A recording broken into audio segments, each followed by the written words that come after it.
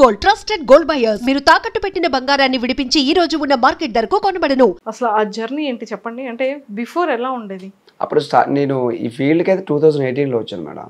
2022లో నాకంటే ఒక గుర్తింపు వచ్చింది. ఈ 4 years కూడా సో ఒక సాంగ్ మనం ఆ టైంలో ఒక సాంగ్ ఆడియో చేయాలనుకుంటే ఒక 15 to 20K అయ్యేది, ఒక 15 నుంచి 20,000 అయ్యేది. ఆ టైంలో 20,000 అంటే నాకు చాలా కష్టంగా ఉండేది అనమాట. అప్పుడు ఈవెంట్స్కి వెళ్తే రోజుకి 2,000 లేకపోతే 3,000 మిగిలేదు నాకు. అలాంటిది ఒక 7-8 ఈవెంట్లు ఆడితే కానీ ఒక సాంగ్ అయ్యేది కాదు. సో ఫ్యామిలీ నా మీద ఆధారపడి ఉండేది ఆ టైంలో కూడా. ఇప్పటికీ నా మీద ఆధారపడి ఉంది, ఆ టైంలో కూడా నా మీద ఆధారపడి ఉంది. సో అవన్నీ బేస్ చేసుకుంటూ సో మనకి ఇష్టమైన ఒక పాట మైండ్లోకి వచ్చినా అది చేయాలంటే చాలా కష్టంగా ఉండేది. సో ఎవరిని ప్రొడ్యూస్ చేయమని అడగాలో తెలిసేది కాదనమాట ఆ టైంలో. అది సెల్లో రికార్డింగ్ చేసుకొని సో మాకు టీం అబ్బాయిలు Santosh keyboard Santosh like spots Prasad Sai వీళ్ళు ఉండేవారు అనమాట. వీళ్ళని ఇంటికి పిలిపించుకొని సో బిట్ వర్క్లు కావచ్చు లేకపోతే రిథమ్స్ కావచ్చు అన్నీ ఇంటి దగ్గరే ఒక ప్లానింగ్ అంతా అయిన తర్వాత సో మనకు తెలిసిన వాళ్ళకి స్టూడియో వెర్షన్ చేసుకుందాం అంటే హెవీగా బడ్జెట్ కాకుండా ఒక 5,000-6,000లో చేసుకుందాం మనకు ఆలోచనతోటి సో జాన్ విక్టర్ గారని ఆయన మొదటి పరిచయం అనమాట. సో ఇప్పుడు ఆయన ఎంత తీసుకుంటున్నారు పక్కన పెడితే ఆ టైంలో నాకు 5,000కి ఒక సాంగ్ చేసేసేవారు అనమాట. ఓపెన్గా చెప్పాలనుకుంటే పల్సర్ బైక్ సాంగ్ 5 నుంచి 10,000కి అయిపోయింది. అంటే ఆ టైంలో నాకు చాలా హెల్ప్ అయ్యారు. 5 to 10,000 చేశారు, మీకు ఎంత రెవెన్యూ వచ్చింది?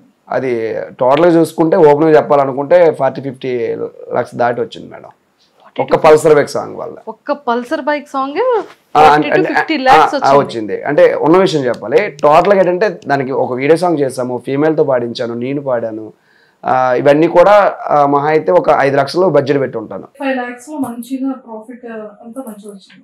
ఒక 5 lakhs బడ్జెట్ టోటల్ బడ్జెట్. అప్పుడు అంటే బిఫోర్ మీరు షూట్స్ అంటే పల్సర్ బైక్ బిఫోర్ గా మీరు చేసేటప్పుడు స్టూడియోస్ కి రెంట్ పే చేసుకోవాలి, దగ్గర ఒక ఎక్విప్మెంట్ ఉండేది కాదు. అప్పుడు ఎలా చేసేవాళ్ళు? అదే చెప్తున్నా కదా, నాకు ఈవెంట్స్ స్టూడియోకి వెళ్ళి సాంగ్ పాడాలి అంటే స్టూడియో రెంట్ తీసుకోవాలి. అది నాకు తెలిసిన స్టూడియో అయితే ఒకటే ఉండేది మేడం. అంటే చుట్టుపక్కల చాలా ఉన్నాయి కానీ జాన్ విక్టర్ గారని పెందుర్తిలో ఉంటారు. పుష్ప ప్యారడీ సాంగ్ ట్రాక్ మీద ఫస్ట్ టైం అక్కడ పాడారు అనమాట. ఆ రోజు నుంచి ఆమె నాకు పరిచయం అనమాట. ఆయన ఇప్పుడు కూడా డబ్బులు అంటే డిమాండ్ చేయడం గట్రా ఉండేది కాదనమాట. సో నేను కొంచెం దాని వల్ల ఇన్కమ్ వచ్చిన తర్వాత ఆయనకి నేను పే చేయడం అలా జరిగేది. ఆ టైంలో నాకు ఆయన చాలా హెల్ప్ అయ్యారు అనమాట. చాలా. సో అప్పటి వరకు ఇక్కడ విజయనగరం నుంచి పెందుర్తి వెళ్ళడం, ఇక్కడ స్టూడియోస్ ఎవరో పరిచయం లేకపోవడం, అతనైతే ఏదో రీజనబుల్ గా మీకు అంటూ ఈవెంట్స్ వచ్చిన తర్వాత ఇచ్చడం, ఇవన్నీ జరిగింది. ప్రీవియస్ పుష్ప సాంగ్ కి బిఫోర్ మీ ఈవెంట్ కి ఎంత పే చేసేవాళ్ళు? 15 to 20 మధ్య ఉండేది మేడం. 15,000 నుంచి 16,000, 10 మంది టీమ్ మాది, 10 members. మీరు 10 members వెళ్తే 15,000 అలా 15 నుంచి 20-25 ఆ మధ్యలో ఉంటుంది. అంటే కొంచెం డిస్టెన్స్ అయితే 25, కొంచెం మాకు లోకల్లో ఉంటే 20 అలా ఉండేది మేడం. అప్పుడు 15 to 20 అలా ఉండేది. ఏదైనా 20,000 బడ్జెట్, 20,000 10 members అంటే ఈచ్ పర్సన్ కి 2,000 అంటే లైక్ ఒక్కొక్కరికి ఒక్కొక్క బడ్జెట్ ఉంటుంది మేడం. అందులో అందరికి ట్రావెలింగ్ ఖర్చులన్నీ పోక నాకు 2-3,000 మిగిలేదు మేడం. లీడ్ చేసేవాళ్ళు కాబట్టి 2-3,000 మిగిలేదు మేడం. ఇప్పుడు పల్సర్ బైక్ రమణ ఈవెంట్ ఎంత చార్జ్ చేస్తున్నారు? సో ఆ ఫేమ్ వచ్చే టైంలో పల్సర్ బైక్ సాంగ్ ఎప్పుడైతే శ్రీదేవి రామ కంపెనీలో పడి చాలా వైరల్ అయిందో ఆ టైంలో అదే టీము ఇంకా టీం కూడా మారలేదు మేడం. అంతవరకు కూడా నేను స్టార్టింగ్ అయితే 2018లో ఏ టీం అయితే లీడ్ చేశాను, ఇప్పుడు వరకు ఒక 5 members కంటిన్యూగా ఉన్నారు. ఆ టైం పల్సర్ బైక్ ఎప్పుడైతే అయిన టైంలో అదే 20,000కి వెళ్ళిన రమణ టీము 1,00,000 దాటిపోయింది మేడం. హైస్ట్ ఒకసారి అయితే 2,60,000కి వెళ్ళాం ఒక రోజు ఈవెంట్ కి. వన్ డే ఈవెంట్ కి 2,60,000. యావరేజ్ గా వెళ్ళింది ఏంటంటే 1 to 1.5 lakh మధ్యలో వెళ్ళాము. సో మా మిస్సెస్ కి ఆడవాళ్ళకి సంబంధించినవి అవి కొన్ని సేవింగ్స్ పెట్టుకున్నాము. బాబు గారి కోసం ఇప్పుడు చూస్తున్నాం అనమాట సేవింగ్స్ కోసం.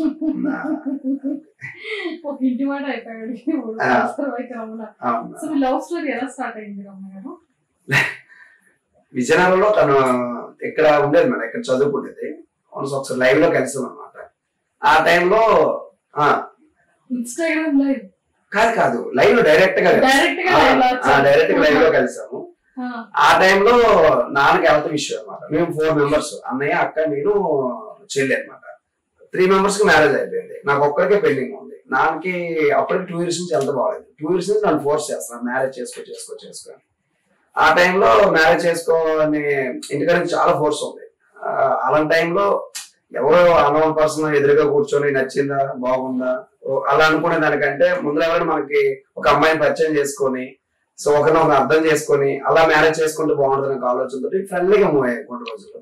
సో అలాగే ఒక 6 months ట్రావెల్ అయిన తర్వాత మ్యారేజ్ చేసుకోవాలి అనేసి ఒకరికొకరు అనుకోవడం అనమాట. ఫస్ట్ ఎవరు ప్రపోజ్ చేశారు? తనే కాదు అంటే నాకు మనసులో ఇష్టం ఉంది ఉండడానికి రీజన్ ఏంటంటే మ్యారేజ్ అని ఫోర్స్ ఎక్కువ అవుతుంది. అప్పటికి ఒకరికొకరు బాగా అర్థం చేసుకున్నాము. సో ఇలాంటి అమ్మాయి అయితే సో నా ఫీల్డ్ కి ఇబ్బంది ఉండదనే ఒక కాన్ఫిడెన్స్ కలిగింది అనమాట. సో అమ్మాయిని చేసుకుంటే బాగుంటది, ప్రాజెక్ట్ విషయంలో కావచ్చు అన్నింటిలో అర్థం చేసుకుంటది నాకు నమ్మకం కలిగింది. సో ఇద్దరం అనుకొని మూవ్ అయ్యారు అనమాట. సో వాళ్ళ ఇంట్లో అంటే లైక్ లవ్ అని తెలియకుండా అరేంజ్ మ్యారేజ్ కింద అడిగించారు.